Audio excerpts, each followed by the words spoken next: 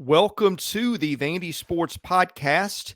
We are part of the 440 Sports Network. I'm your host, Chris Lee. I'm joined by what may be a familiar face to you and Billy Derrick, who's going to be part of our show this year. Very excited about that. Billy and I are going to talk about fall camp. We are doing this on Monday morning. Vanderbilt opens practice because it's got a week 0 game with Hawaii, Billy. Can you believe we are 2 days away I from can't believe it. covering football season? We were at media days last week. We'll get into that. I didn't actually put that on the checklist, but we probably ought to do that for a minute. And we're going to talk about our plans for the year on the show. That those are going to look different and better, I believe. I strongly believe the latter. And then get into some fall camp previews. We'll also have this on our audio podcast feed. Going forward, we're going to be doing video and audio. So you can get us on YouTube. And if you've not subscribed there, you need to. You can also get us on all the podcast feeds we've been on, or you can get the episode from the War Room where we'll have the audio there. But in any case, Billy, just thrilled to have you able to join us. I did an episode with Luke Wyatt midsummer. I said, hey, look, guys, the podcast is going to have to look a lot different next year. I just don't have the time anymore. And I had 2 guys in mind that were going to help me with this. One was Joey Dwyer. The other was you. You didn't know it yet, but you were on my list of people to reach out to. And unfortunately, that was an easier yes than I thought. But if you guys don't know who Billy is, he has been a guy. You started a talk show when you were, 14 or something? Yeah, 15 years old. Yeah. Yeah. Grew up here. Yeah. In my mom's basement, I was, Saturday mornings, waking up on Saturday mornings and previewing Vanderbilt, Tennessee, Notre Dame games, sending it out to, 5 or 10 of my aunts and uncles. And then, of course, podcasting evolved into, posting it on YouTube and podcast feeds. And it's funny. I didn't know it, but I was kind of one of the first people to even think about doing a podcast, which I didn't think much of in the moment, but it's something I've always enjoyed doing, interacting with people. And now it's more Vanderbilt focused. So I'm excited, Chris. Yeah, and I considered it an honor to be on your show. I remember you did Yeah, it. I you were read one of about them. it in the paper, and I thought, I feel like I've made it when I've been on Billy Derrick's show. And eventually you had me on. And now you started a podcast called The Door Report that I think is still running, but it'll be Yep. under other management. You're going to merge a lot of what you do here with us. And so, again, the season is going to look a lot different. And look, we need to pay the bills. There's a lot of things going on. I mean, every time we go to practice, that's gas money for me. You add that up, 50, 60 times a year for practices, games, whatever I'm there for. That adds up, paying babysitters. Billy's got bills to pay. So we're still looking for sponsors. We've added a couple that we will announce probably in the coming week or so. But we're still looking for more. We're looking for a sponsor for football season, and that'll get your name on everything. We're going to make a lot of our content at the site free this year for football, if we can get that sponsored, in addition to these podcasts, which are free. But, Billy, if our season goes well, we've kind of done. I want to let the folks know what it's going to look like this year, because podcasts have been very uneven. I've told people I've just gotten to the point where I've got so many things going on that it's hard for me to get to them all. And I want that to be different this year. And that's our plan. I think we will have a show up Mondays. It actually is probably going to be up on Saturdays during game day. We're still doing a post-game football show that'll be interactive. It'll be on YouTube. We'll put that up as a podcast later. My guess is that's going to be Monday's content. Tuesday, I will probably do something from Clark Lee's press conferences. Wednesdays may be chats with Luke Wyatt, and Thursdays I think I'm going to turn over to you to do a sort of a pregame show for us, where we might have on a beat writer from the other school, maybe talk recruiting. I'll have you probably have Andrew Allegretta or Kevin Ingram or somebody on. So my guess is we're going to have about 4 episodes during the week. We might do a 5th. We might incorporate that in some other things, but as basketball season gets close, we'll have a fall baseball series. We will find other ways to talk about those things. We may splice them into existing episodes. We might just do separate episodes, and maybe some weeks you'll get 5 podcasts or something like that. Anyway, again, some of this is going to hinge on our ability to be able to pull it off. But having you around to help me with that is going to be great. And just let folks know, you're going to get, if all goes according to plan, a lot more episodes this year as we formally kick off season 9. And that's my favorite part about this, Chris. The flexibility that you're giving me. You give Joey some flexibility to basically, hey, if you want to write something, write it. If you want to, do a fall practice report, do it. Because I think Vanderbilt fans need that and they want that, quite frankly. And I think that's what's going to separate Vandy Sports now from the past is that added benefit of more eyes and more people going to press conferences, more people at the games.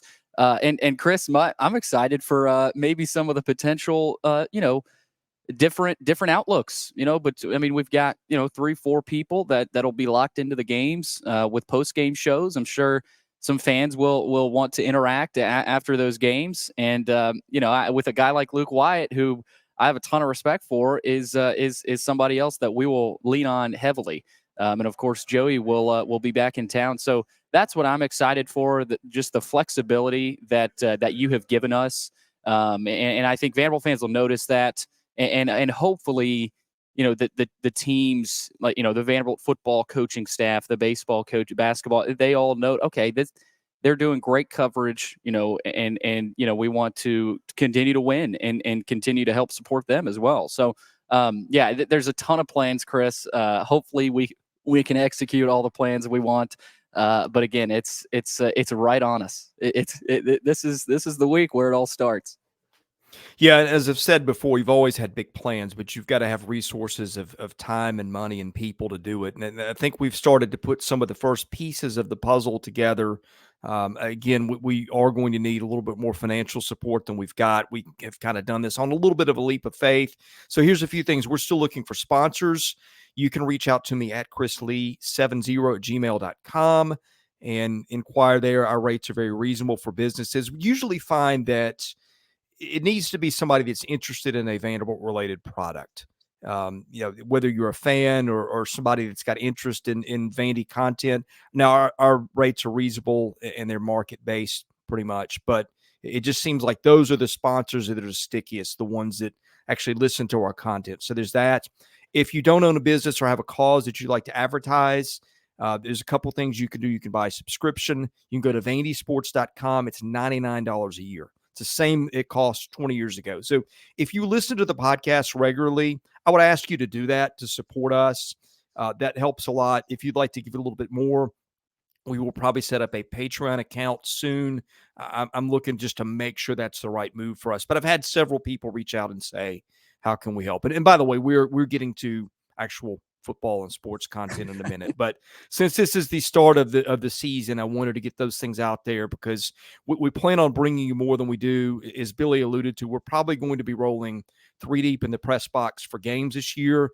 We've got tentative plans to send you and Joey to Wake Forest. Need some money to underwrite that and maybe some other games. We're looking to underwrite trips to Hoover, to the College World Series, whatever, for a travel budget. So those are some things that people can help with too. But I would say the first thing is if you listen to this podcast and you haven't subscribed to the site, you do actually get some things there that you don't get here. You get a rolling update. Like sometimes we may not do a podcast for a couple of days. Well, that's an eternity in recruiting or the transfer portal. And so when we've got news and things or just want to answer your questions, then that's what we're there for in the war room. So I think people find that a good spend of their money. If you haven't, or if you're sharing a sub, we would just ask you to please get your own because that's money out of our pockets. But in any case, all right, Billy, you and I will be going to practice. What is it, Wednesday morning? Yeah, yep. You and I will both be there. That's crazy. And you've always got in your head the things that you were looking for the coming season. And we both did a little bit of pre-show comparison. We were going to go into offense and defense. And we both had the same thing on offense as our top storyline and the same thing on defense as our top storyline. Now, we'll go into some other storylines, but I think to me, finding answers at running back has got to be number one on what we're looking to see in fall camp. No Ray Davis, Chris, and that's gonna play a factor this year, at least for the first half of this season. Now, there are guys back there, but there's no Ray Davis back there. right? You have a Cedric Alexander, a young guy that looked really good in the spring. You saw him. I was at the spring game as well. He ran well. He ran strong, but he's a freshman. So, we'll see what we get from him. Chase Gillespie, Patrick Smith are a couple of older guys that have played but haven't really proven themselves on the field. So I think that's what you're looking at right now, Chris. Alexander, at least in my mind, maybe the pecking order as we stand right now, Alexander, Gillespie, and Smith. But Chris, you've also got some young guys back there as well, some freshmen that are talented. Diego Benson, AJ Newberry, a guy like a Dylan Betts-Polley, who's a bigger style running back. So I wouldn't say you don't have depth, you just don't have proven depth, right? And so you come back after you lose Ray Davis, and Chris, I think some Vanderbilt fans are going to realize, man, he was a really, really talented back. He's going to be an NFL back, and he's going to surprise some Kentucky fans, I think. Now, maybe a little bit of that surprise isn't coming for Kentucky fans because they saw him beat them right in Lexington. So, I think they are excited about him, and they should be. But for Vanderbilt's perspective, Chris, I just think the running game is so big for A.J. Swann and his support, right? You need a guy that you can lean on back there. Say it's 3rd and 5, 3rd and 6. Maybe they're double teaming Will Shepherd, and you're not feeling confident in the passing game. Do you have a back that you can throw it in the backfield to, and he can get those 5-6 yards? I think they're confident in Cedric Alexander, but again, he's a freshman. So that's why we both agreed, Chris, that the running back position is so important this year because of what you saw last year, and you're not going to get that this year. You're just not. You're not going to get the same production that you did in Ray Davis out of a guy like an Alexander or even Gillespie or Patrick Smith. Now, I could be wrong. I could be proven wrong there. But, Chris, Ray Davis was really good, and Vanderbilt is going to miss him. How do they replace him? I think you look at Alexander, and that's a guy that they really like. They liked in the spring. But, Chris, you also look at the tight ends. Does that mean more work on the tight ends? Right. And it's probably bad news that Cole Spence is out for the season now with an injury. Justin Ball is likely going to be the guy there. You've also got a young guy in a Cameron Johnson. So the tight ends might also have to be more active now that Ray Davis is not there. But you look at that tight end spot, and that's another, I think, weakness right now on that offense. So, yeah, running back, Chris, Alexander right now is the guy I'm looking at. But Patrick Smith ran well last year at times. I think, and even the year before last, he kind of stepped up in that first year under Clark Lee. And then Chase Gillespie, I think, has done well, in his moments. So just no proven depth, but you've got guys that if you're Clark Lee, you think you can hand the ball off to. And the most important thing there, Chris, is that they like their offensive line. I think they like the guys they have back.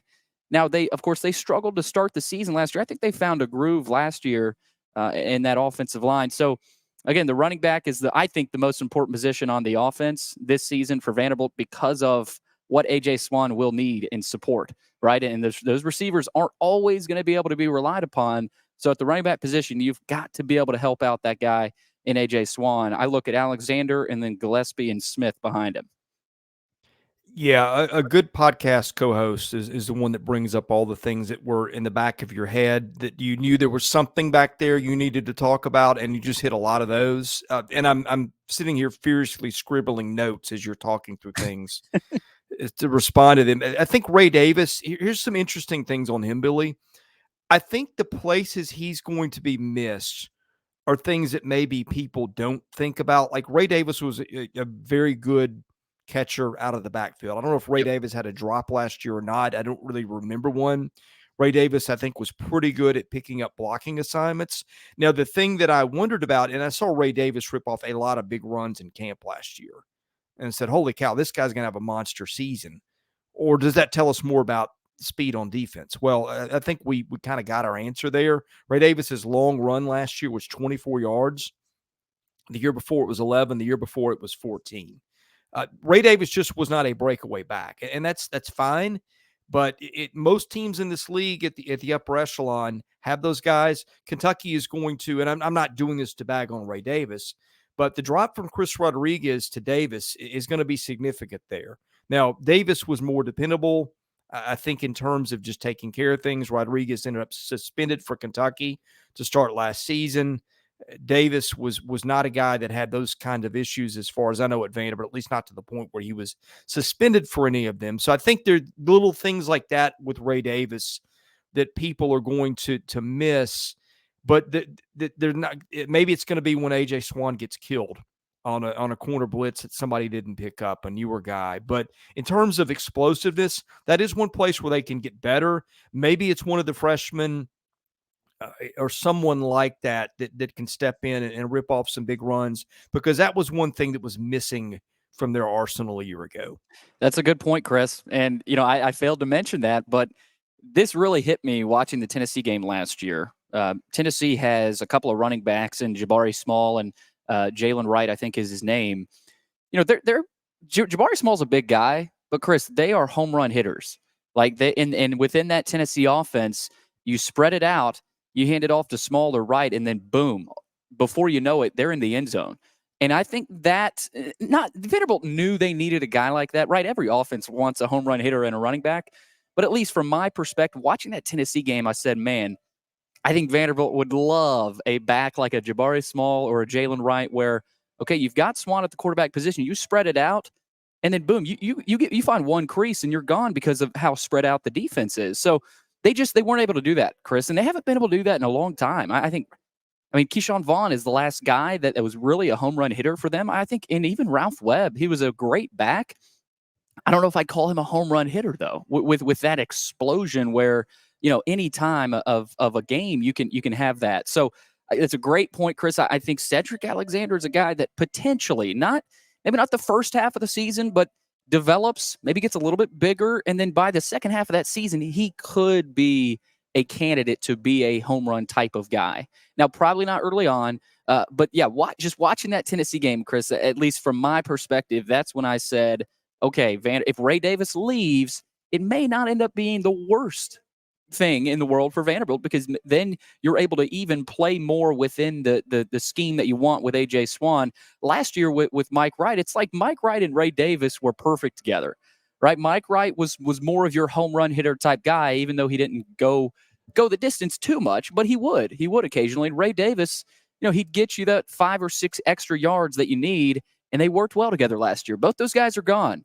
So, Chris, I think that's something we need to keep in mind, too, the change in, I don't know about scheme, but just change in philosophy, potentially with a quarterback like Swann, and then a running back like an Alexander or even a Patrick Smith who could potentially be home run hitters for you. Well, one other thing worth mentioning with Ray Davis, and this is what kind of gets underrated, Vanderbilt is not going to play at the lightning fast pace that Tennessee or Ole Miss does. It's just not built that way. And really, and I used to be a little critical of Derek Mason for doing this. So I sound like I'm speaking out of both sides of my mouth, but it felt like when I'd go to practice and watch them run tempo, especially with Shurmer, they were really good at it. They just didn't pull that out of their bag of tricks for whatever reason. And with Vanderbilt, I don't know that with this offense, that's the way you want to go. But one thing that Davis was great about, right? The yards per carry were not great, but Billy, if you get 3 yards, and after 4 contact, yards, what do you get? Do the math. You get, that's eventually a first down. That's a first down. And there was a little bit of, when Davis ran the ball, it wasn't, some backs are -5, -2, 55. That wasn't your thing with Ray Davis. It was going to be 3, 3, 4, 5, 7, whatever. And I don't know what the tackle for loss numbers. I mean, I could look that up, but it seemed like Ray Davis didn't lose a lot of yards. So there is a little bit of an element of maybe what they want to do based on what they did a year ago. And let me pull this up because I've got the numbers here. Last year, Vanderbilt ran 66 offensive snaps on average, and it ran the ball 54% of the time. The year before, those numbers were 69 snaps a game and 47% runs. The year before, I didn't realize this, Vanderbilt averaged 70 snaps a game and ran at 49% of the time. That was the 1 year under the coordinator, Todd Fitch. His name almost escaped me. Now, and they weren't very good. They averaged 3.6 yards a run play. Actually, last year, if you take sacks off, they actually averaged 4.7 to a run play, which isn't great. But again, the way that they got them, that helped to control clock.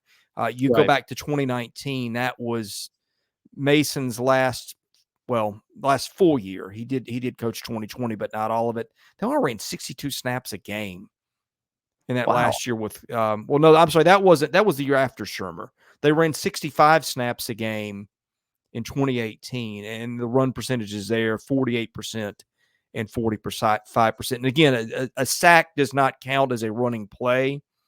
So those come on as passing plays in case you're doing the math and going, I'm a little bit off. But I do think that stylistically what Ray did, there's going to be some pluses. And I think whoever gets the ball, whether that's an Alexander, maybe a Gillespie, can pick up the slack and maybe bust off a 30, 40, 50-yard run once in a blue moon, which wasn't a part of what they did a year ago. But I do wonder if anybody will be as effective and just getting consistent first downs the way that Davis did. But my guy on the spot here too, though, is Patrick Smith, because I just was really disappointed in what he gave them a year ago. He started the season, I guess, with the de facto 4-game suspension, wasn't very effective. I think he averaged 2.7 a carry when he played, did not look any better in the spring. That's one I'm very interested to see if Patrick Smith looks more like the back he did 2 years ago, where I thought maybe they had something there, or is he a guy that's just going to fade into the woodwork as some other younger guys get a shot and maybe outproduce him? Yeah, he's an interesting case study, Chris, to say the least, because you look back at that freshman year, right? That was his freshman year with Clark Lee's first season, so he was able to maintain that commitment from Smith, and he's been committed, it seems, from the jump. And they had that great game in Gainesville that Vanderbilt was, I think, eventually pummeled in. But yeah, last year was interesting. The first 4 games, Chris, that Smith was out. Yeah. Yeah, so They suspended him, and I think there were a few other guys suspended for that one. I've got some names in mind, but I don't want to name them in case I'm wrong. But there were 4 or 5 guys that sat out the first. Well, Yep. and a couple of those guys eventually got kicked off, because let's remember too, they were planning on having Maurice Edwards as part of what they did. Exactly. And then he got kicked off and never played a game. He and I think Daniel Martin got suspended right before Hawaii. Maybe I think it was something that maybe happened on that trip. And then I think there was a second infraction. Yeah. Or maybe third. And I was told, look, it's not just one thing with those guys. And I'll just leave it at that. Right. But they did have some parts last year there. One in particular that I think we looked at. I watched his highlight film, thought, hey, this is going to be a kid that could be an answer here. And it never even got off the ground. Yeah, with Smith, Chris, it's interesting. He's ever since that moment, that suspension where first 4 games of the year, I'd look down and see him on the sideline. He wasn't in a uniform, so I think that has probably taken a little bit of a toll. But he's back this year. I think that says something. I think the fact that he is still on the roster says a little bit about we always talk about this culture. He wants to be a part of this team and this culture, and maybe he's the guy that steps up. Chris, there's so many things that we don't quite know yet at the running back position. Maybe they don't redshirt either Benson or Newberry, because I think they'll probably redshirt one of those guys. But there's so many options here that's what makes it intriguing, and that's why it's one of our questions. Well, and of course, you can play 4 games and still get a red shirt. So you could even see those guys take turns. Maybe they red shirt them both, but maybe one game one of them gets 10 or 12 carries, especially if it's an early year blowout against an Alabama A&M or maybe Hawaii. For week 1 would be a tough spot to put one of those guys in, unless you're way ahead, which that actually, of course, happened a year ago. But yeah, I'm very much interested to see where things shake out at the running back position, because I think, to sum it up, you lose some things with Ray Davis that maybe people aren't thinking about, but that explosive gear in this era of college football where Vanderbilt just has not had many explosive playmakers, maybe they get some answers there that they didn't a year ago. Okay, Billy, you mentioned tight ends. And look, I was at just about every spring practice this year, and Cole Spence was a man. He was hard to cover. He's 6'7", 250-ish, and just was a guy that really, he was trouble when the ball got in the air and he was open. I thought Cole Spence was going to be a guy that could catch 30 balls for them this year. I don't know how many balls that whole position is going to catch. Justin Ball's been around a while, but has never really been a guy that they used extensively as a receiver. Logan Kyle's a kid who came here as a receiver a couple years ago that I thought would produce. And I don't know that Logan Kyle's got 5 career catches. They bulked him up. They've got him playing tight end. He's not the tallest of tight ends. I think he'll be more of a slot tight end kind of guy where he's going to be counted on more to catch balls. And Logan Kyle, I thought, flashed some good things in the spring, but he was so far off the radar in terms of being able to help them receiver the last few years, in terms of actual snaps he got in games. That begs some questions about how much do they trust him. Now that they're in a world of hurt at that position, maybe Logan Kyle gets some snaps by default and does something. I don't know. I think there's a guy that can help them a little bit in there. I'm not saying he's going to be all SEC, but I'm interested to watch that. And the other thing, and I asked Clark Lee this privately at the media session we had him last week. I said, okay, what's that mean with your tight end situation? Does that mean you go more 4 wides or things like that? And he gave me, he wasn't trying to be evasive, but he didn't really answer the question clearly. So I'm wondering, and maybe it's something they just don't know. Maybe they get into camp and they go, man, we don't like any of our tight ends that much. And by default, they go 4 wides more, or maybe 2 backs, maybe use a fullback at some point. I'm very interested to see how the Cole Spence injury, and it's not just that too, right, Billy? Because last year they used 2 tight end sets a lot. Yep. You saw a lot of Ben Bresnahan and Gavin Schoenwald. That shift from, okay, now we've lost 2 guys that played a lot of ball and know where to be and what to do, and we're going to a guy that's more talented than either one of them, but he's not been around. He doesn't know as much stuff, but he might be more of a receiving threat than these guys were. Now to this whole Cole Spence is not there, so now what's that look like given what's left, or maybe not left might be a better way to put it. Yeah, and I think Vanderbilt fans are hoping this doesn't turn into a tradition unlike any other right before the season with a big injury to a young guy that you're excited about, right? Last year it was Miles Capers out for the season with a torn ACL, so you got to find a way to replace him.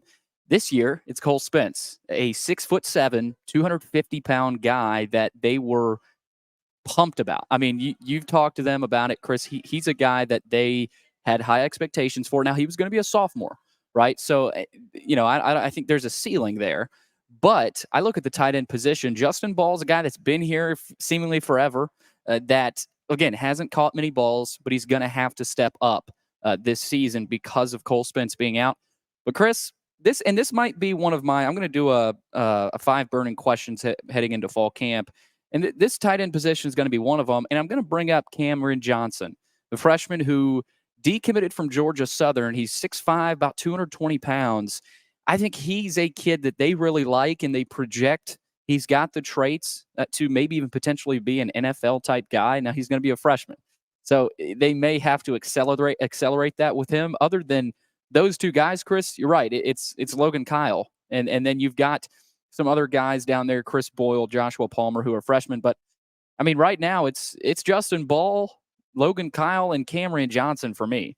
And I think when you look at that tight end room, it reminds you of the running back room, right? You lost Gavin Schoenwald and you lost Ben Bresnahan, 2 guys that, quite frankly, for Vanderbilt fans this year, they might miss, and I don't know that we were expecting to say that this season, right? But all of a sudden, Cole Spence goes down, and you got to figure some things out at that position. So with tight ends, it's interesting because Vanderbilt has traditionally not really featured their tight end a whole lot, but I think that's something Clark wants to do. And he may not have the guy yet.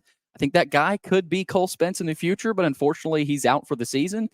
But they may have to accelerate the growth and development of a guy like Cameron Johnson, who they are excited about. So keep an eye on him, maybe down the stretch of the season, to be, I don't know, maybe a CJ Taylor type of guy that kind of bursts onto the scene and you're like, oh, where'd this guy come from? Well, look at Vanderbilt's recruiting staff. I think this is going to be a year where down the stretch of the season, you'll see some freshmen and maybe even some sophomores step into roles that people are like, I didn't even know that guy, right? I didn't know he was on the roster. So Cameron Johnson is one of my candidates to be a guy like that. But it's going to be interesting, Chris. This tight end position, I think it's a great question you asked Coach Lee. How do they ship? Right, you had Schoenwald and Bresnahan last year. They're both gone, and now Cole Spence is out. There's some questions to be answered there. So I think that's a good question and a question that I have heading into fall camp. Yeah, I'm going to pump the brakes on that one a little bit, and it's nothing to do with Cameron Johnson. It's just I'm trying to think how many times I've seen a tight end come in and really be a factor year one. Right. And it's because, Billy, you got two things to do. Like, you got to be a blocker, and you've also got to be a receiver. And that's a lot of stuff to learn. No, maybe they say he can do one and we'll put him in passing situations, or he can do the other. We'll put him in running situations and get the most out of him. But I just, historically speaking, that hasn't happened, but maybe he's either the outlier or maybe he's the outlier because they have no other choice. Right. And well, at the tight end position, Chris, it's different than the wide receiver position, right?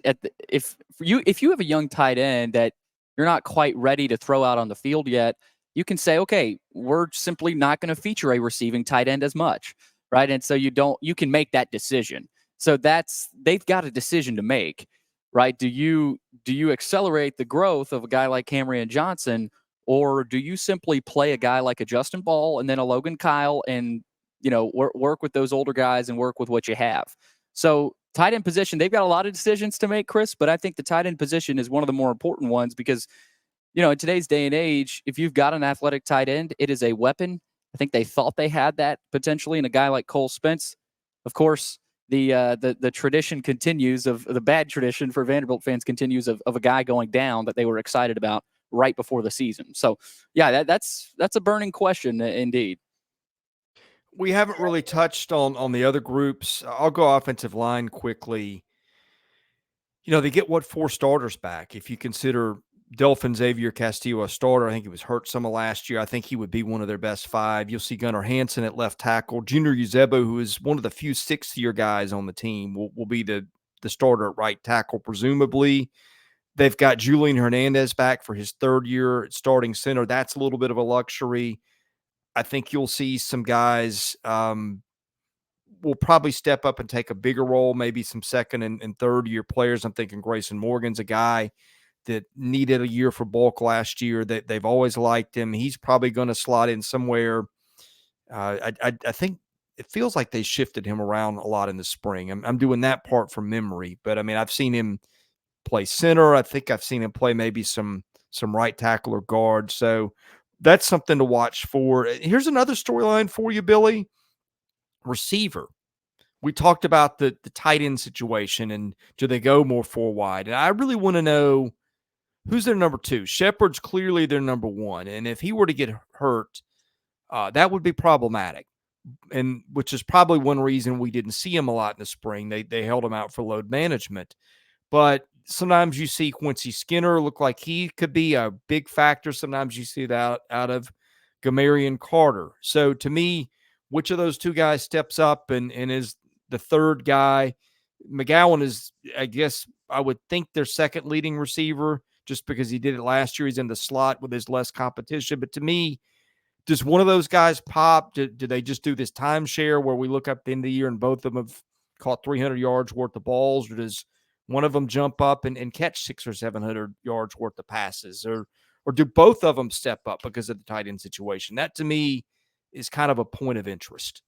No doubt, Chris, and this is a better problem to have for Vanderbilt fans at the receiver position. You've got depth, and I want to say it's proven depth. I mean, you saw what Will Shepard did last year. You saw what Jade McGowan did as a freshman last year, and then Quincy Skinner Jr.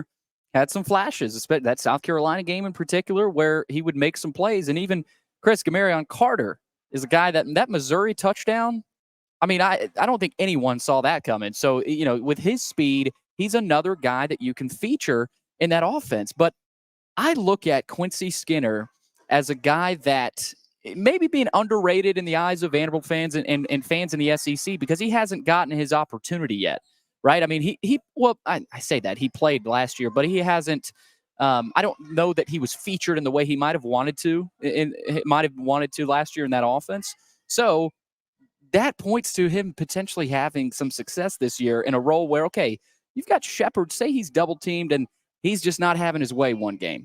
And then Jaden McGowan, they're kind of locking down the slot. All of a sudden, the defense might forget about a guy like Skinner. So I think his position to step into that number 2 role, that could happen. But yes, statistically, Chris, Jaden McGowan, you could say, going by the stats, is that second guy. But yeah, I mean, you got the first guy, right? You got the first guy in Will Shepard. And I think it'll be interesting. What does Gamarion Carter turn into? What does Davion Walker turn into? Another young guy they're excited about. And then Junior Sherrill, London Humphreys. So they've got really good with the linebacker position. I like that receiver group to be maybe that second position group to be the group that has the most depth, at least. Yeah, I want to talk quarterbacks because that's the last position group we have not hit on offense. But just one more wrap up. I guess I would say it this way: if I'm looking for storylines, it's consistency. You saw Jaden McGowan came out like a house on fire last year. Didn't really do much the second half. I think Jaden McGowan caught under 100 yards of passes the second half of the season. Maybe just wasn't used to the workload. I don't know what the reason was or wasn't, but and we talked about Carter. We've talked about Skinner. Both those guys have flashed, but neither of them have ever put it together for a couple of games ahead of time. So to me, it's going to be developing consistency among those guys, or does somebody like a London Humphrey step up and pass him? I would bet against that just because that rarely happens. Even Jordan Matthews didn't do much as a true freshman. So I would pump the brakes on expectations for newcomers there just based on experience of having watched 20 years of these now. But that's something to watch. Quarterbacks, here's the thing that's – and this isn't fair, right? Because I'm not making an assessment of this guy's character or fitness, not character, but fitness for the position. But you see that sophomore slump for a lot of guys in a lot of sports. They've come out. The hype train has started for AJ Swann. I've been responsible for a lot of that. And I think everything I've said, I wouldn't take any of it back because the talent's there. But the production wasn't, in terms of throwing touchdowns and things against the upper end teams. You know, he did a lot of that damage. 4 of his 10 touchdowns were against Northern Illinois. So I want to see some production against some other teams. But there's a lot of expectations on AJ Swann's shoulders. And how does he respond to that in fall camp? Does he was pretty good with the ball. I mean, there were times where Swann would throw a few picks in practice. There were times he would look like he was a world beater the next one. You could see exactly why the coaching staff liked him. So to me, it's kind of what AJ Swann do we get? And again, I think the kid's got all the talent in the world. Was super impressed with what he was able to do as a true freshman. But I want to see what it looks like when they hit the field Wednesday. Exactly. And Chris, for Vanderbilt fans, Swann is a guy that, you know, you've seen the flashes, right? It's just like a Jaden McGowan, right? And you've seen the flashes. He has done things that, you know, Vanderbilt, I don't think Vanderbilt fans expected from him last year. I mean, let's be frank. I think they knew he was talented, but I mean, coming back to win that game at NIU, I mean, he led the charge there. So for Vanderbilt fans, they're confident that he can do it. Can he become consistent, right? Can he be a leader of the offense? Can he be that vocal leader as a sophomore? Right? That's rare, Chris. I mean, like, you've seen guys in the SEC like an Aaron Murray. I remember as a young guy looked like a great leader, but it really is rare for a sophomore to come in and really take hold. He's given the keys, and we'll see what he's going to do with it.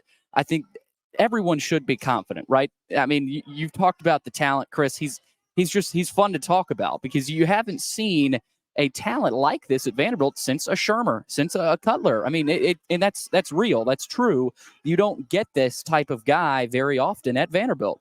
But it feels like every 8 to 10 years, maybe, you know, in that range, you might find a guy.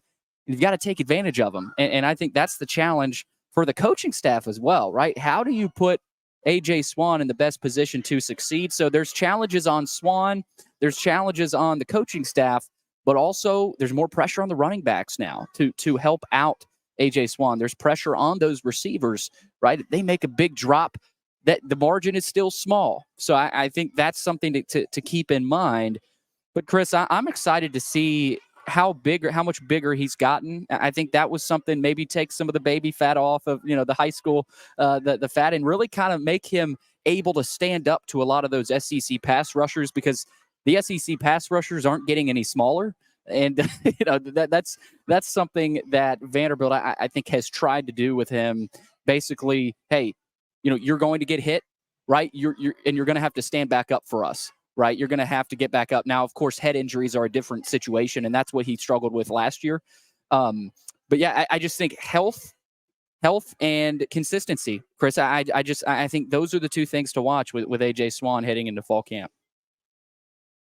Well, you said it's in every 8 to 10 years, and I think that's probably about right. And my history goes back to, I think the first fall camp I covered was Jay Cutler's sophomore year. So I didn't see what it looked like for him the minute he hit campus. But I'll tell you this, Kyle Shurmer, when he reported as a true freshman, I didn't see anything out of him fall camp that made me think this guy's going to get the job. Whatever progress was made for him. Well, first of all, I think it was a case they just didn't have another guy that was any good.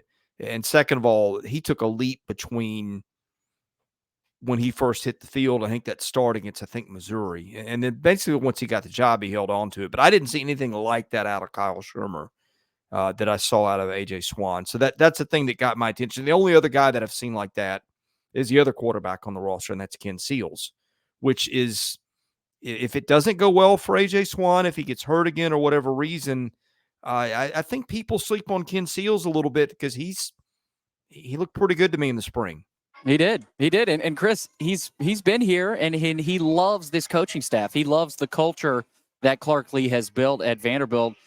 And for Ken Seals, I hate making predictions before the season, but I would be willing to bet he's going to play this year and maybe start a game like that. I think that's just where this roster is at in terms of protecting Swann, right? Now that could change, right? I think the O-line, that's a question for me. How are they able to protect Swann? Because if they can, and Swann stays healthy the whole year, that's an added bonus. I mean, that's like an icing on the cake, Chris. That's hard to do.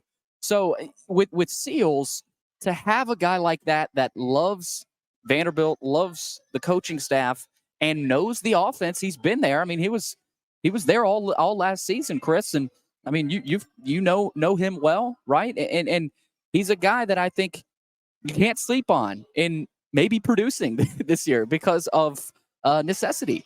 And other than Seals, you've also got a guy like a Walter Taylor who also looked really good in the fall, and say Seals might go down. So I just think you look down, and you even look at a guy like a Drew Dickey, who I think they like. So I think they like that quarterback room, Chris. I think last year there was still maybe some questions about, okay, who's going to start? What are you going to get out of Mike Wright? What does this freshman Swann kid look like? What's Seals' health situation and everything? Is he going to be on the roster? There's not as many questions. I think what you're going to get, at least for the most part, those first 4-5 games with Swann.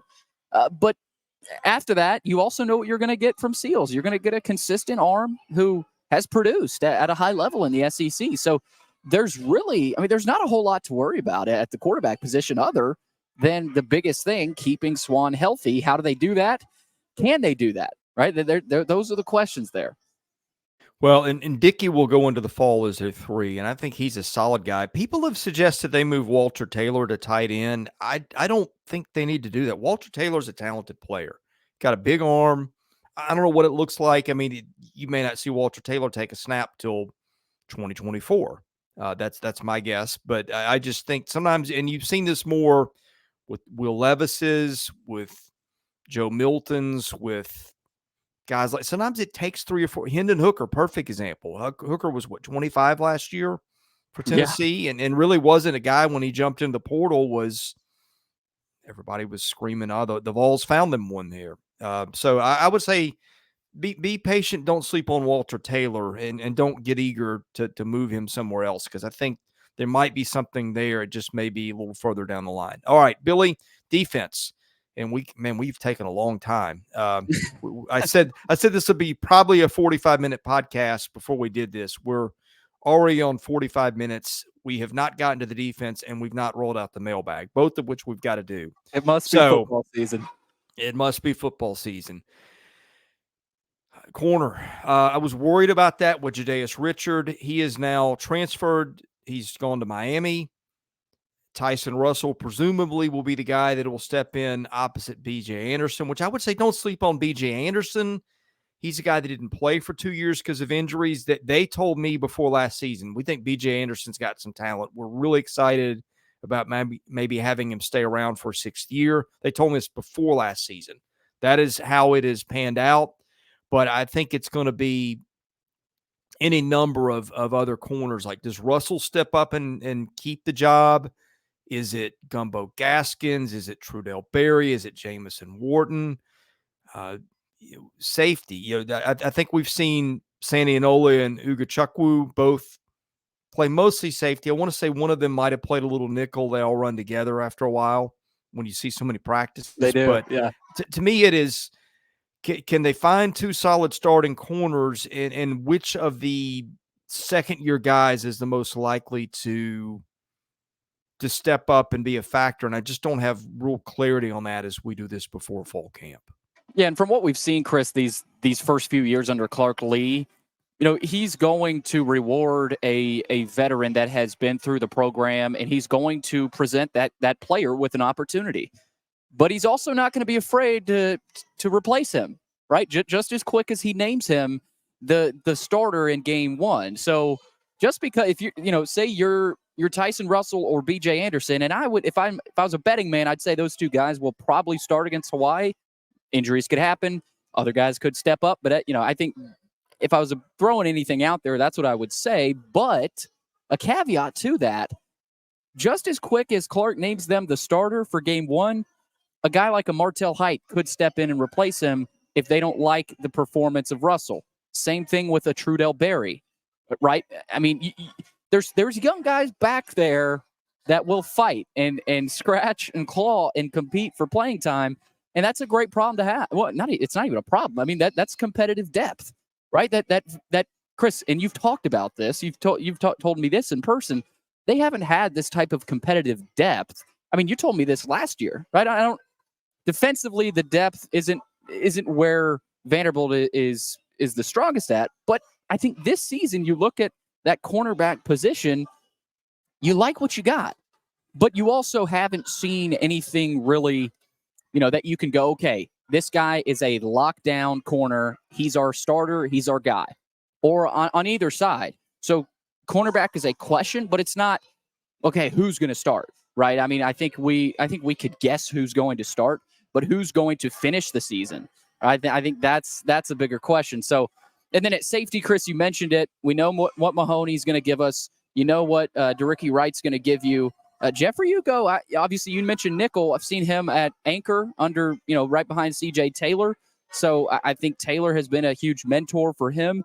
You've also got Savion Riley, Sandy Neola. I mean, I think there are pieces that they have began the development for that they're excited about. But Chris, we talk about the boundary. Boundary is a big buzzword for Clark Lee and that coaching staff.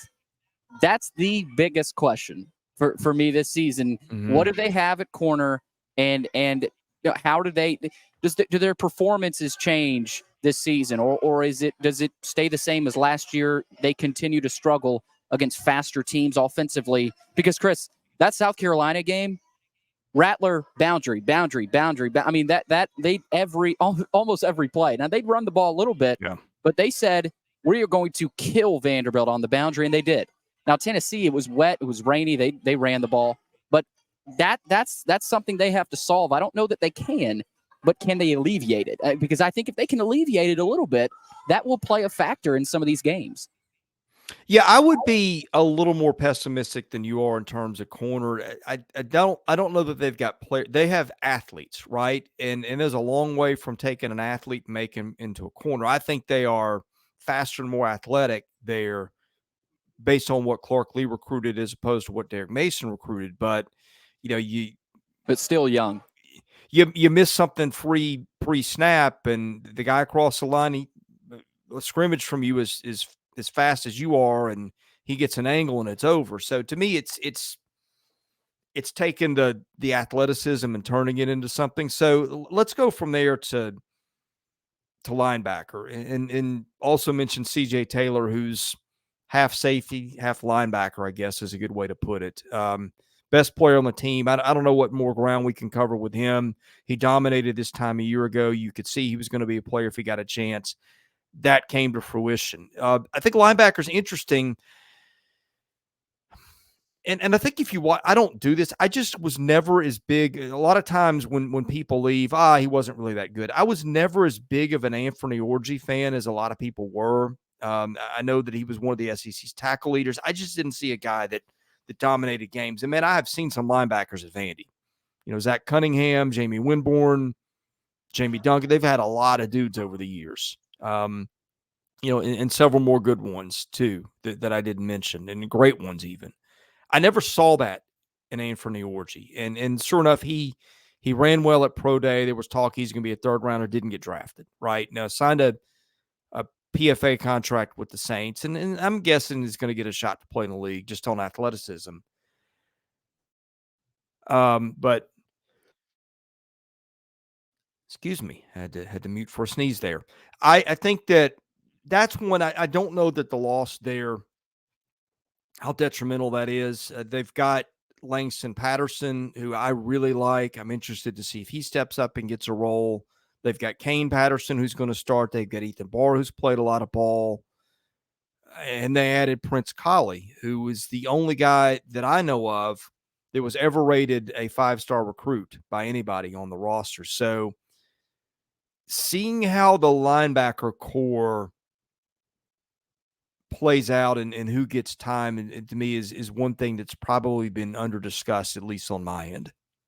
Yeah, it'll be interesting, Chris. I think I just mentioned with the cornerbacks and the safety position, Clark Lee will reward the veterans who have stuck with the program, yada, yada, yada, right? At the linebacker position, you could have a similar situation where maybe at the start of the season, you have Ethan Barr starting at one of the inside linebacker spots, and then Kane Patterson. So Barr and Patterson to start.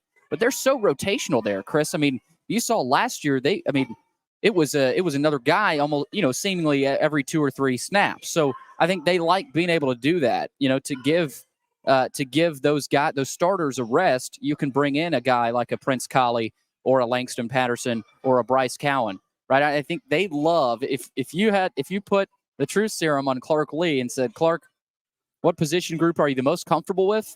Probably say linebacker. I mean, that's an impressive group, Chris. And I know I've been high on that group, and most of these position groups I've found some positive ways of thinking for them, but it's hard to deny the proven depth at that linebacker room. I mean, first look at a guy like a Kane Patterson. He was at Clemson, and he was expected to start, I think, if at Clemson that next year. But he went to Vanderbilt, ended up playing obviously a decent amount alongside Anthony Orji. And Ethan Barr, he's not the most athletic, but he knows the defense. He's smart. He's tough. Clark Lee likes that. But Langston Patterson and Bryce Cowan, I think how much do those guys get in this season? That's something that I'm looking forward to watching. So, Chris, there's not much else to say about that linebacker group. Again, if you put a truth serum to this coaching staff, they would probably say that group is definitely the strongest on the team. Yeah, didn't even mention Bryce Cowan, so thanks for catching that. They're very high on Bryce Cowan. I haven't seen the domination on the field maybe yet to match some of the hype, but that's one to watch too. Now, rotation. Look, this is where James Franklin got Vanderbilt better in a hurry. That was having 7, 8, 9 guys who could play at an SEC level. Now, not a lot of them were stars, but they could play enough to rotate, and they didn't get embarrassed on the defensive line for the first time in forever. That to me would be the thing to watch this year, because you got an interesting mix here. You got guys like Nate Clifton, and Nate Clifton is never a guy that you drive home talking about, oh, look what Nate Clifton did today, blowing up this. But you would go check the snap counts on Pro Football Focus and the grades, and he just was solid. Would play a lot of snaps, would get graded well for things, and I think he's starting for a reason. He does the stuff that he's supposed to do that people don't notice. You got Christian James, who I thought took a step up last year in fall camp. He'll help. You got the young kids, Wataha, I believe is how you pronounce it, the German kid who just blew up practice early last year in fall camp, kind of hit a wall and played some, but not a lot. And then you've got Agu and Diakate on the edge, guys that I think will help them. Agu in particular is a guy with some talent. You've got the return of, good grief, the edge guy, Billy, who got hurt. Miles Capers last year. Capers, yep. Was going to start a year ago. I don't know that I think people have talked Miles Capers up as if he was this huge pass rush presence that really was going to have a huge. I don't know if it would have been that. We just didn't see. He was the best they had at the time. And a guy that I've always thought ran really well since the moment he got on campus. So what does that look like year two from recovered from knee surgery? When, again, he got hurt, I think, early August. So first year back from knee surgery, I would probably temper expectations. Oh, Davion Davis is back in the middle of the line. Yep. That's a guy who played, I think, 3 or 4 snaps all year, would have started. Not like a game-breaking guy, but he's a guy who was good enough to start for them before. And again, depth piece going to help you somewhere. They're starting to put together some more pieces up front. Now, is there a star in there? I don't know, but it looks a little bit more like what it should look like, I think. Yes. I mean, last season, Capers was a blow just because of, they had planned, at least I think, Chris, for him to start and be their edge guy and their dude. This year, again, he might not start out the season as the guy just because he is coming off that injury. But that's why they brought in Aeneas DeCosmo from Stanford, a guy that produced there. I mean, he was a good player at Stanford. So, and they call that the star position, the one of the edge guys. In the middle, Chris Otaha. I mean, that's one of the bigger guys I've ever seen in a Vanderbilt uniform. I mean, it's almost weird seeing Vanderbilt have that big of a defensive line presence. Now, when you compare them to the other SEC guys, Georgia has about 7 or 8 of those, right? And same with Alabama, Tennessee, and most other SEC schools.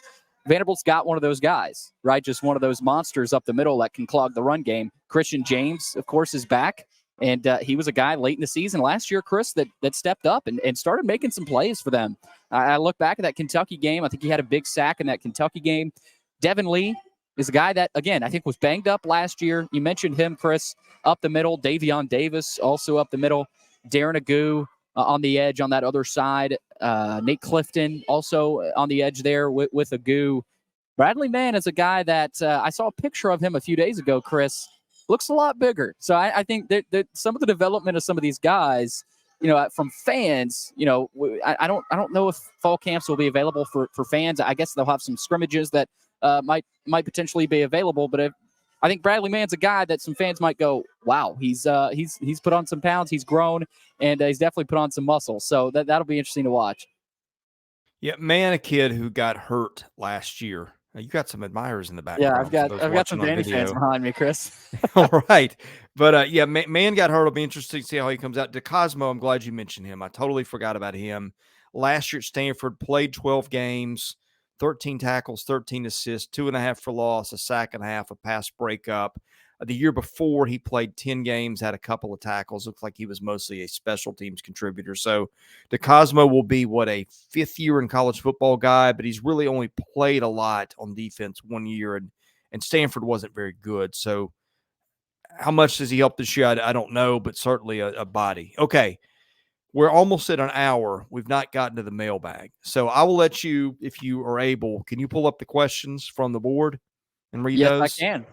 I'll let you look that up, and this will be our reminder that our mailbag is presented by our friends at Sutherland and Belk, a family-owned injury law firm. If you or a loved one has been hurt in an accident, call Taylor or Russell. That number 615-846-6200. See what your rights are and if they can help. All right, I'll just let you read off the questions and tell us who presented the question. And by the way, if you want to ask a question, we take all these on our premium board. People have asked me before. I've never done a good job of pointing this out. The way you get a question in to the podcast is you subscribe to our site, go to the War Room, and we start a question thread for most of the podcast. So that's where we pull these from. And Bill, I'll just have you read these off in the order that you want to address them. Or you can ask me, and I'd start. You can give your 2 cents as well. Today's mailbag, sponsored by Sutherland & Belk, a family-owned injury law firm. If you or a loved one has been hurt or in an accident, give Taylor or Russell a call at 615-846-6200 to see what your rights are and if they can help. All right, Chris, from Ann Arbor Door, how do special teams look?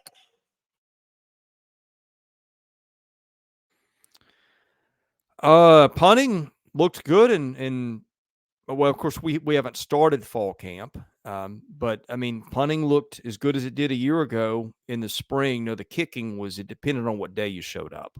And they don't do a lot in the return games, so I would presume we'll still see McGowan and probably Shepard out there mostly to catch punts than returning. But I think that's a great point because Brock Taylor has got a chance to win a job, their true freshman kicker, because they really the first couple weeks last year they looked okay in the kicking game, and boy, it really dropped off a cliff at the end of spring. So that's one I'll be watching. Yeah, they brought in Jacob Borsilla from Kansas, a guy. I think he was banged up last year with Kansas. I don't know if you say he's a proven guy, but he's made some field goals in his day. So I think he's a guy to watch. Will Ferris as well. At that, the kicker battle is one of the more intriguing battles of the offseason, really, Chris. Of course, so Hayball, we know what he's doing at punter. You mentioned McGowan and Shepard also at the return team. Okay, next question. Going into camp, this is from Theodore 8. Going into camp, what position group besides quarterback do you think is the bellwether for how well this team can do this season? Well, if you want to take a team is only as strong as its weakest link approach, that's got to be corner, right? Yes.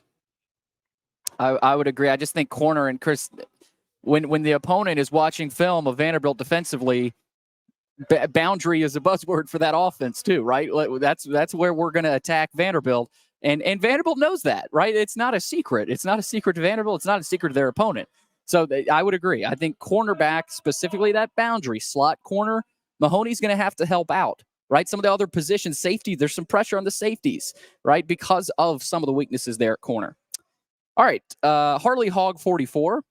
Chris, you have been to many of these. Every year we get excited talking to fall camp. We also get the defense is better or the offense is better. What stands out this year compared to most? Well, I hope you don't get as much of that from me because I always try to temper my statements with, well, they're playing against Vandy. So, I mean, look, and this is preempting the question. Well, it does. And this is, I think you do have a little bit of an eye after you've covered a lot of these when guys just can't play or when a guy's taking a step up because you're comparing him against himself from previous years. So I'm not saying you can't tell. I mean, again, these are – I don't know if people thought the mailbag was going to be we'll be answering these after we've seen camp or what, but it's hard to say. What he was wanting to know – yeah, he's asking. He said every year we get excited about fall camp. Okay. We also get the defense is better or the offense is better, right? Now I think he's saying in reference to some of the reports. Yeah.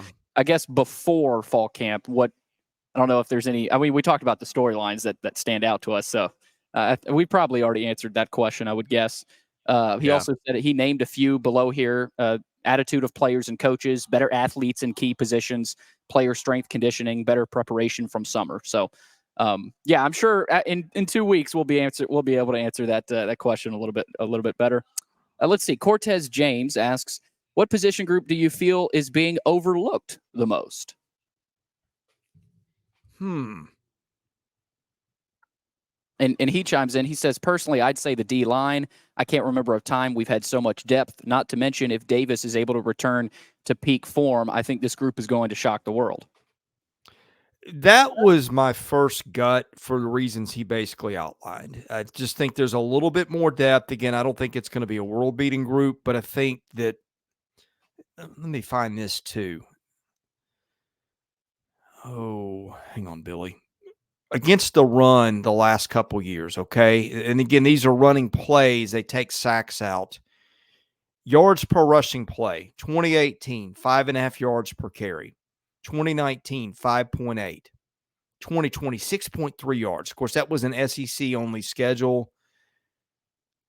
Clark Lee's first year, 2021, 5.8. Last year, 5.6. So you've seen the yards per rushing play start to tick down a little bit again. I would say that 2020, some of that was just the product of playing a bunch of SEC teams and not having an FCS team in there to give you a big shot in the arm on your stat sheet against the run. But statistically, at least, there's been a little bit of improvement. I would think you would start to see, if you can get under 5 yards a run play this year, that's still not good, but boy, it would help a lot. Yeah, and Chris, I'll throw out another position group, the offensive line. Vanderbilt loses only Jacob Brammer and Ben Cox. They've got 4 starters back, 81 career starts.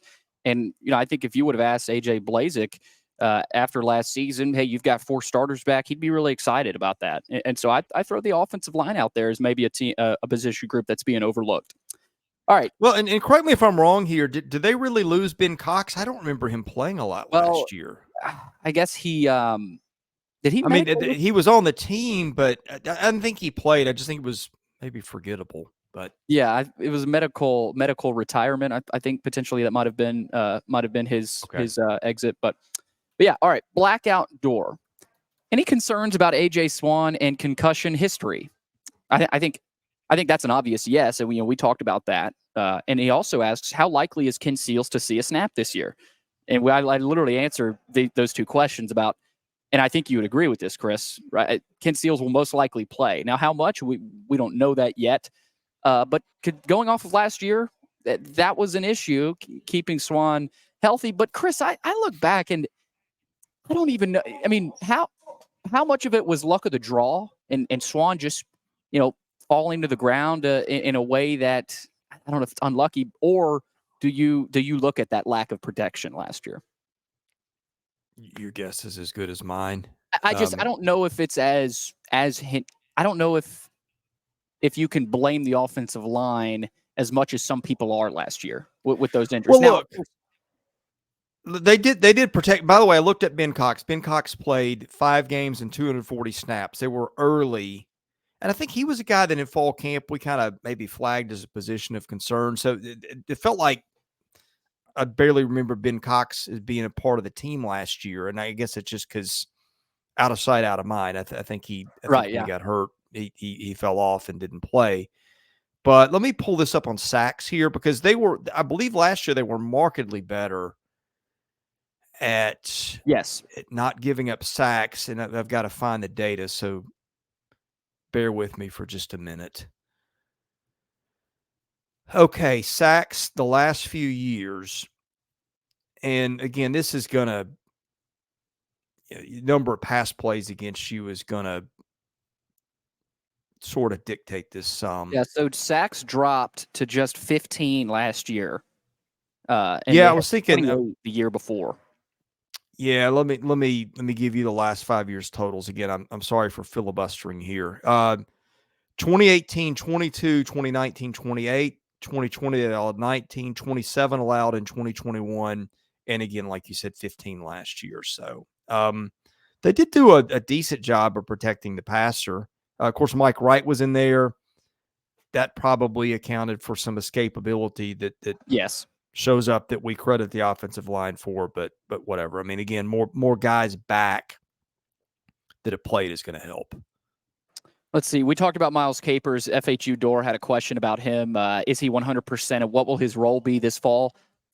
I mean, we don't know. We'll probably know Wednesday if he's 100% or not. So we'll table that for later in the week. TB Graham, are we bigger and stronger and faster? I mean, I would say me and you. I'm a little smaller and a little faster than I was a year ago. I don't know about you. I'm definitely not stronger, but maybe just as fast. I was coming off big time surgery this time a year ago. In fact, I was rehabbing in fall camp. But no, I mean, no. Seriously, that's.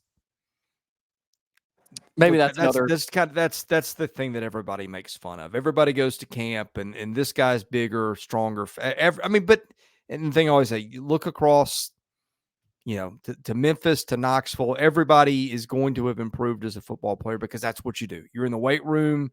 Football's kind of your job. If everybody's not a little bigger, stronger, faster, then you're probably in trouble. But compare that to everywhere else. So I never use that as much of a benchmark for guys improving or teams improving unless it just really pops off the page. All right, here's a good one, Chris. Godors 94. Where do we rank talent? We, as in Vanderbilt, where does Vanderbilt rank talent-wise in the SEC? And which of Vanderbilt's players could start on other league teams? I think this is a good one.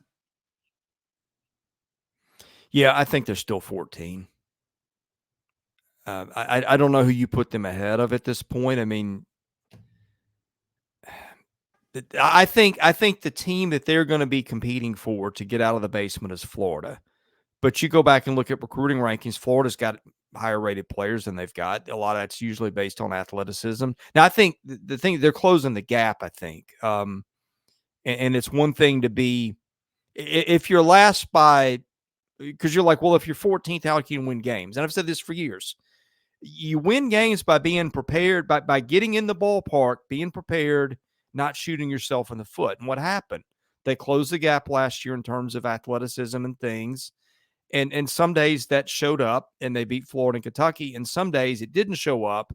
And you could see how glaringly lacking they were when they played Georgia, Alabama, and Tennessee. So, but again, the year before, they don't win a conference game. The year before that, didn't win a conference game. They didn't have the players and the stuff to be in the ballpark of winning games. They closed the gap. You can still, Vanderbilt's probably never going to be more than 11 or 12 in that category, even if Clark comes in and really gets it rolling. Other teams are going to recruit better. But if you can get to 11 or 12, look, you're already winning games with the least athletic bunch in the league. You won 2 a year ago. So I'd say closing the gap, that's what I pay attention more to than where do they rank. And I just can't rank them ahead more than 14. I mean, if I miss somebody, tell me, but I just don't see them still having the athleticism exactly on par with even the bottom of the league. And I would agree, Chris, but if you flip that question and say, where does Vanderbilt rank culture-wise in the SEC? Oh, might be they're top up half. there. I mean, so that's why that's how they got those 2 wins last year, right? Chris, that Florida team didn't want to be there. That Kentucky team did not want to be in the freezing cold at their home stadium. Vanderbilt won those games with culture. Now the talent gap, yes, it's getting smaller, but in terms of talent, they're still 14th, I think, in the SEC. His second question, which of Vanderbilt's players could start on other league teams? I think you'd agree with me, Chris, here. Will Shepard and C.J. Taylor. I think A.J. Swann maybe in 2 years could be a guy, but I would go Shepard and Taylor. Yeah, I would think Hernandez could start. There's a market for guys that played 3 years as starting centers. I'm just not an expert on offensive line, so I'm not going to speculate there much more. Defensive line, again, they're deeper. I mean, Darren Agu could start for somebody just based on talent alone. We didn't talk about Devin Lee. That's another guy that I think Devin Lee, if he's healthy, Mike could start on a lower half SEC team. Maybe Davis. Linebacker, I mean, I think that several of their linebackers on the right team could get some starts. C.J. Taylor could start for a lot of places. Jalen Mahoney could start for a lot of places. There's some guys here. I mean, I think if you'd asked me this question 2 years ago, I would have. A.J. Swann could start. I think you mentioned him. I would have a couple of years ago. This is the problem. That's what I warned everybody about with Clark. I said, don't expect them to come in here and work miracles early because I just don't see the players. You saw how that showed up in week 1. I had issues naming guys a couple of years ago, like who would play anywhere else. Now you can at least name some guys and maybe squint and name some others. And again, that's progress. And there's more guys that would be in the rotation at other SEC schools, right? And those, I say other SEC schools, an Ole Miss, right? An Arkansas, a Florida, maybe not Georgia and Alabama, but you've got some guys that, if they were at South Carolina, I mean, look at Elijah McAllister, Chris. Yeah. I know Auburn is, they're closer to Vanderbilt than they are to Alabama, but that's still Auburn, right? And they just hired Hugh Freeze. Hugh Freeze brought McAllister with him to Auburn. So I think there's some guys like that where you might be surprised that Vanderbilt has more of those than we thought. But I say that tongue in cheek, right? It's McAllister is Auburn is struggling in terms of talent as well. But I think that says something about, some of the extra development Clark Lee was able to give for McAllister. I've got one more about the receivers. Well, hey, let me follow up, and maybe I've undersold them a little bit. McAllister's a good one you bring up. By the way, that guy got his graduate degree. Yes. At Vandy, and is working on a doctoral degree. I talked to him, said hello to him. He remembered me. We had a nice chat off camera last week. So really rooting for Elijah McAllister to do well. Just a classy kid. Gabe Judy Law, and here's another. Gabe Judy Lawley, I think, started for BYU a year ago. When he left, I wasn't like, well, that's going to be a killer. And now it's going to be a backup at Tennessee that's going to see some time. So maybe I undersell these guys a little bit, but I mean, I don't know how much I could have undersold. And this is, this is a program that lost 26 straight SEC games. So, yeah, I don't know how much you undersold them there. Chris, I think we talked a lot about the receivers, but last one from Woody VU66. Besides Shepard, who steps up this year? McGowan has legit SEC speed. Skinner has SEC talent, but both are very inconsistent, which I think, is true, at least by last year's standards. Do any of these receivers become a consistent threat other than Shepard this year? Well, I pose that a question is the first of the podcast, and I really mean it that way. I don't have the answers there. I'm just kind of going there with mine not made up to see who pops. And I don't have, I mean, maybe Jaden McGowan steps up having been through a year of it and gets a little better. Again, I think to me,